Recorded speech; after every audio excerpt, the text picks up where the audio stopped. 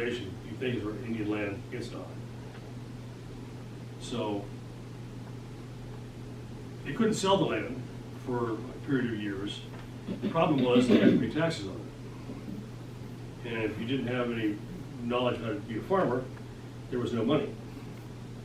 They wanted, when you pay taxes, they want money. You know, when push the board, they want money. And so if they don't have money, then the tax man can come take their land, which happened a lot. So that tribes were just reduced to total destitution at that point. They had no land, they had nothing. The Curtis Act, the Dawes Act, applied to all the reservations outside of the Indian Territory, which would have been the ones here in Kansas or farther north and west. The Curtis Act applied only to Native Americans in Oklahoma, Indian Territory, which was a lot. And it was proposed by a guy named Charles Curtis. Charlie Curtis was born in Kansas, before Kansas was even a state, 1860. He had 3/8 Indian heritage, so on his mother's side. So of his mother's grandparents, 3 would have been Native Americans. So he was able to claim that as in his political career, he was Native American. He really wasn't, but that's what he used that to his benefit. And so after growing up on the reservation down in Oklahoma, he came back to Topeka, was raised by his grandparents, went to Topeka High, became a lawyer, and was big in Republican politics. He worked for the Santa Fe Railroad, which was the biggest employer in the state at the time.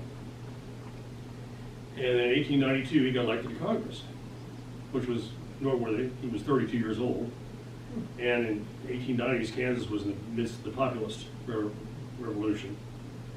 But he was Republican, he beat that anyhow, so he got to go to Washington. He was there 16 years. And he hadn't been there very long before he came up with the Curtis Act. And of course, it was passed overwhelmingly because people were thrilled.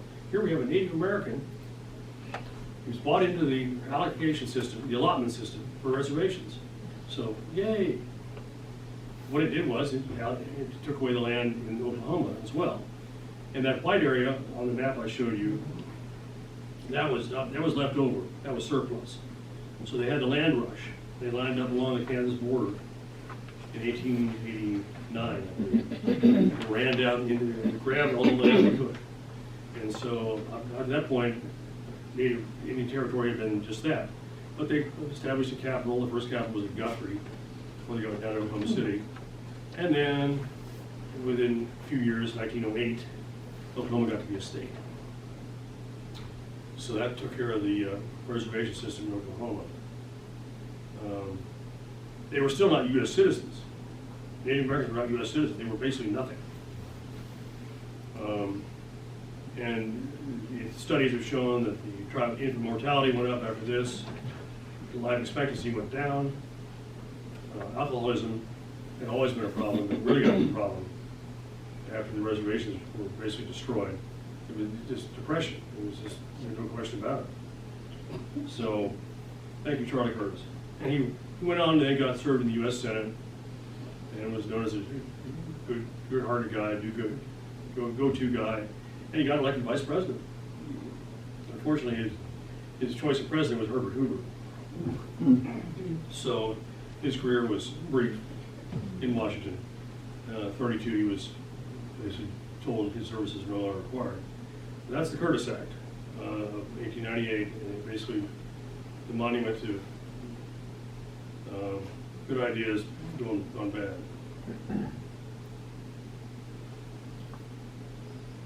24, the Native Americans finally got U.S. citizenship.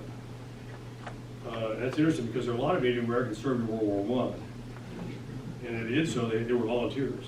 They couldn't be drafted if you weren't a citizen. That was one good point about being a non-citizen. A lot of them served anyhow. They volunteered for this country that didn't even really want them. In 1924, they got to be citizens, which means they were eligible for the draft. And they did get drafted in World War II. They also could pay taxes. Most of them didn't have any money to pay taxes, except for the Osage we talked about last week.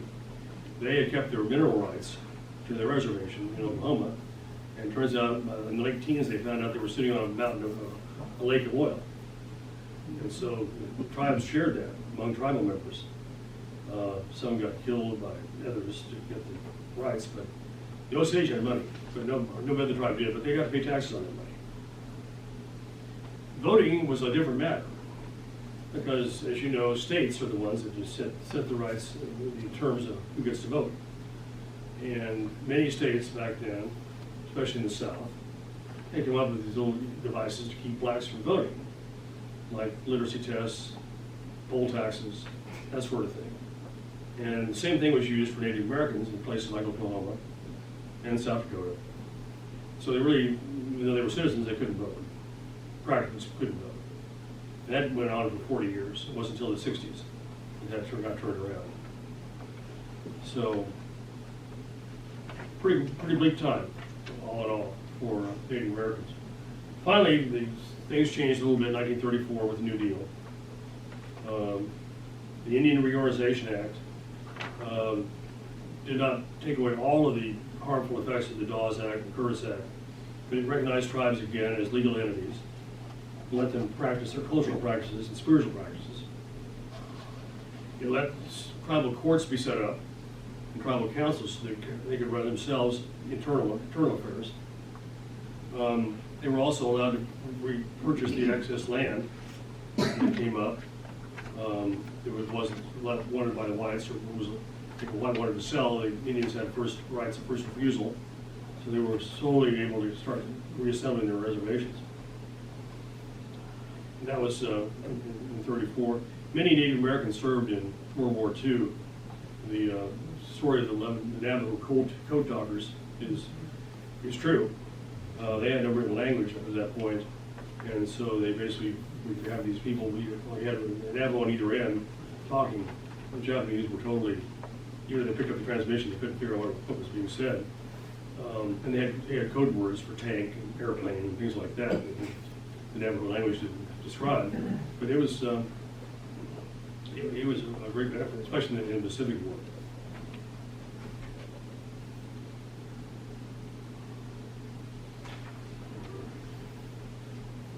They also had some federal money come down, like many New Deal programs did.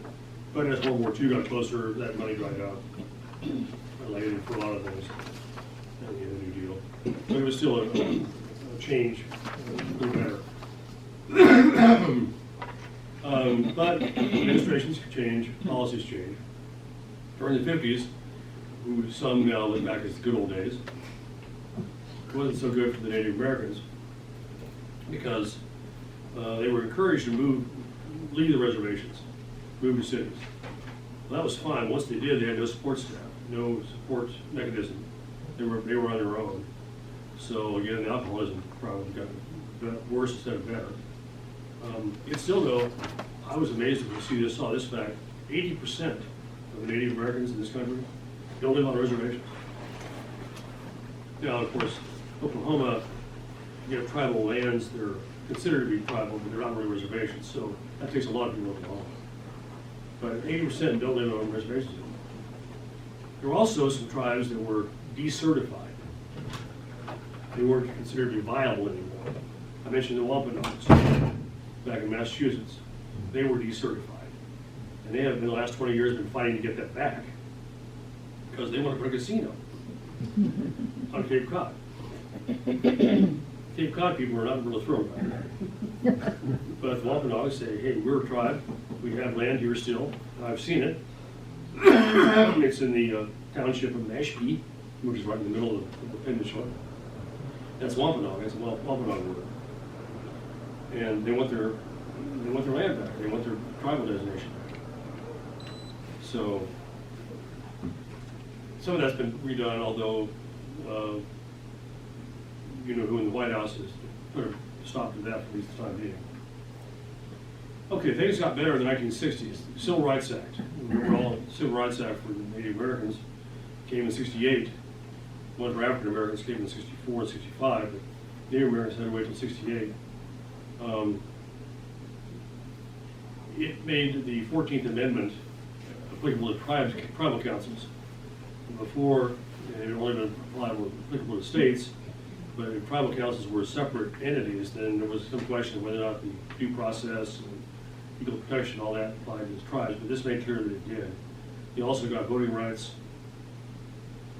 Other legislation followed over the years. I remember as a kid, coming up from Wichita to go to the Eisenhower Center, we stopped near Salina, and they had an Indian grave site. You visit these Indian graves that were unearthed and see the bones lying there. Well, that's not there anymore. They had to give that back, or find out who the tribe was and repatriate it. Museums, same way. Museums had to give up a lot of their stuff that they looted from Indian tribes, especially in the Pacific Northwest. Totem poles, for example. They had to give a lot of those back to the tribes that wanted them back. So that was a recognition that tribes had rights and the rights had been violated. But sometimes progress is too slow. I'd forgotten about this one, the Red Power movement. They seized Alcatraz for 18 months. I'm not sure why, but they were out there for 18 months and finally got run off. American Indian Movement, AIM, remember them? Wounded Knee in South Dakota. They were 71 days. They actually got some results from that standoff. They were trying to protest the cultural government of the Sioux being corrupt, and it was. So they got a change done there, which was what they really wanted. They also wanted to get the Black Hills back, which is their sacred land to them. And they went to court. And the court went on, case went on for years. Finally, about 1980, the U.S. Supreme Court ruled in their favor. Did they get the Black Hills back? Well, no. They got it for some money. They said, well, we're going to pay you this money. And so it's still there. Last time I checked, it was up to $15 billion. Tribe won't take it, because they'd have to sign off permanently on the Black Hills, and they refused to do that. So that's what they, and the adding the Mount Rushmore was that was the insult to injury, doing that to desecrate their holy place, but that's what it is. So I don't look forward to the Black Hills going back anytime soon. When I say Black Hills, they want Rapid City too. So that's not gonna happen. Environmental justice was also a problem. The reservations were used as dumping grounds for a lot of toxic waste. There's also a matter of pipelines coming from Canada down into this country. They wanted to run one through North Dakota, which actually also came from Kansas. And they could have gone by the state capital, Bismarck, and they said, well, no, because it might leak, so we'll route it over here to go through the Standing Rock Reservation instead. And they fought that thing for months. Eventually they lost, but it's still in court. But that made national headlines, and that was there have been more like that. That was the one that got the most prominence. There is an ongoing issue that I don't know what the result's going to be or what to do about it. There have been thousands of Native American women who over the last 20, 30 years have been shown to are missing or just outright murdered. And it's more than you'd expect. I mean, statistically, it's not usual for the population size. So that's a tragic concern. And then I mentioned the offensive mascots that have been removed. Chiefs still are the Chiefs, but the Redskins are not anymore. Although the president in the White House says he wants that name restored. But that's him. The Big Red Rock here in Lawrence, I went back to the Kansas, and it's now down in Council Grove. I don't think they've actually done anything with it yet, but it won't mind. It's been around for a while. So we gave it back. Indian Gaming Act. Let's talk about that. That was an idea that came and sounded like a good idea. We're going to let the Indians, Native Americans have the right to have casinos. not just regular, full Las Vegas style casinos, everything. Blackjack, poker, everything. If the state they were in allowed gambling of any sort, bingo, lottery, any sort, that opened up the tribes to do everything they wanted to. And so that's a good example of congressional law overriding state constitutions. State constitution might say no gambling in the state. Congress said, oh, too bad, we say it is. So there you go. So the problem with that was, well, there were several problems. You only have them on reservation land, or in land owned by the tribe. Most of the reservations, like in Kansas, are out in the boonies. And so you really have to make an effort to get there. I've seen the one on the Potawatomi. The others are up farther north and east. I have no idea where they are. I assume they have them. On the other hand, in Oklahoma, if you drive south to Dallas, you can either go through Oklahoma City or you go through Tulsa. Go through Tulsa, you get down to the Choctaw land, and there is a huge complex there in, I think, Durant, Oklahoma. And you've got hotels, and you've got casinos, and that's all Choctaw. So the problem, of course, was they didn't have the money to do that themselves. So they would go to places like Harrah's, or Harrah's would come to them and say, hey, we'll help you out. And a lot of the tribes signed really bad deals. Where Harrah's got like 80% of its profits. The tribes got 15 or 20%. The Potawatomi finally realized they were being taken advantage of here in the state, and they bought Harrah's out. So now it's all tribal up there. Another thing, it'd be interesting to show you what the effect of the government on tribes has been. One out here in Kansas is the Prairie Band. There's one in Oklahoma called the Citizens Band. There are 4 more in upstate Michigan, and some in Canada.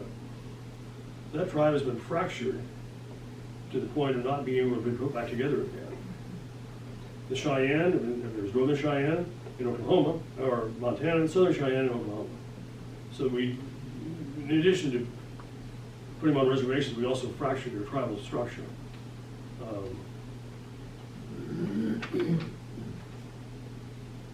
But the land, the reservations can be, tribes are using the land, their money from the casinos to put health clinics, improve their schools, buy land back as it becomes available, to put it back in tribal ownership. So it's been a positive thing overall. But there's money, there's always corruption, there's always graft, and that's no different here than anywhere else. But still, they've come a long way. And the tribes are recovering. There's, especially the ones in Oklahoma, have programs now where the language is being taught for the tribes that retain their language. Some of them, like Kansas, unfortunately, their language is gone. There aren't any speakers of it left. And unless it was reduced to writing, then it really is gone beyond recovery. But a lot of the bigger tribes are still teaching their language.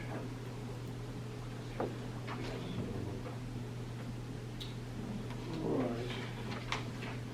Well, that's about all I've got. If you have any questions, you have to take them now. It's been a fascinating study, and the thing that impressed me was the resilience of the Native Americans. In spite of all they've been thrown at them, they still endure, and they're still here, and they're not going away. And it doesn't help. We get Native American schools like Haskell defunded, but it was encouraging to see the response of the community in our own Fellowship Hall last year. People they're not forgotten. So again, that's what I've got. Thank you. Yes. I just think that it's interesting to know about the BIA, that it was established, I think, in 1924, and it was done because they were savages, and particularly the Osages, they didn't know how to handle all that money, so they put in guardianships. But the BIA was on the same basis. It's like, we're going to take care of these children. And the result has been no funding for Haskell because they decide for them, etc. It's been a disaster. And it's in the Department of the Interior. Yeah. So we've got a structural bureaucracy that's blocking so much of what could be helpful at Haskell. Yeah, you say the Department of the Interior nowadays, people think, oh, national parks. It wasn't set up like that. It was set up in the 1850s. That was one of the first cabinet positions that was opened, created after the original ones from George Washington's era. Abraham Lincoln had a Secretary of the Interior. And back then it meant Native Americans. That's what they were charged with. The Interior being what went on, but only later on as it been involved in national parks, that sort of thing. We don't have time to go how the churches dealt with this, but that's a whole nother. It is, and it's amazing to me, as I told you, I'm amazed that there are any Native Americans who are still Christians to this day, considering what we tried to do to them. And, but they've endured on that too, so. All right, thank you very much. Thank you, Jeff.